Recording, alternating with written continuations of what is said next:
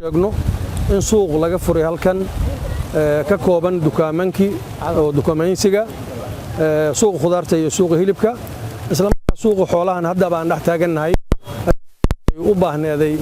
deegaankan Garsbaalley degmada Garsbaalley ay u baahneed runtii ka dhinay oo loo soo dhaweeyay ayaan ummadda ogeysiinayna insha Allah wuxuu ka kooban yahay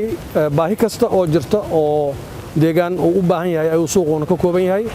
marka ummadda ogeysiiskaas ayaan gaarsiinaynaa insha Allah iyagana waxaan rajaynaynaa inay naga qayb galaan suuqa ariga gaar ahaan waxaan aad u soo dhaweynaynaa dadka ka ganacsada ariga oo gaadleyda ah dadka kawaanleyda ah gabdhaha majisleyda ah ragga ka ganacsada iyo gabdhaha ka haweenka ka ganacsada maaragtay xoolaha kulligood inay suuqa keensan karaan ku iibsan karaan ilaa muddo waqtana insha Allah oo suuqa u ahan doono free u ahan doono inay ku ganacsadaan ilaa oo maaragtay dadku ay ka baranayaan cusbaan furayno suuqan runtii waxa la yiraahdaa suuqa Cali Basar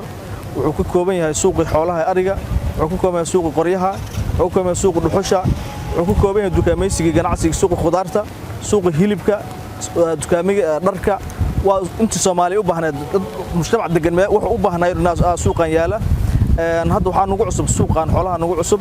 waxa leena dhamaan reer Garsbaalley iyo deegaanada ku dhow waxa leena suuq xoolaha halkan u yeela hadad u baahan aad ilaadeen dharkeenley ama wada jir ama afgooy aad ilaadeen waxa leena adeeg waxa leena ku keenay gurigiina iyo goobtiina leena ku keenay cid kasto daneynaysa inay xoolo keensato ama ku iibiso ama ka iibiso ama iid isticmaashaba suuq waxa leena waa diyaar waa idin furan yahay gacmo furan idin soo dhaweynaa waxa noo furtay ganacsiyada deegaankan degan reer Garsbaalley ah ku dhashay oo aabayaashooda ku dhasheen annaguna aan ku dhalanay aabayaasheen ay ku dhasheen waa ku faraxsanahay inaan maanta la helno suuq xoolaad maadaama hadda lagu jiro xilliga ciidda lagu jiro dadkana u baahan yihiin xoolo badan inay qashaan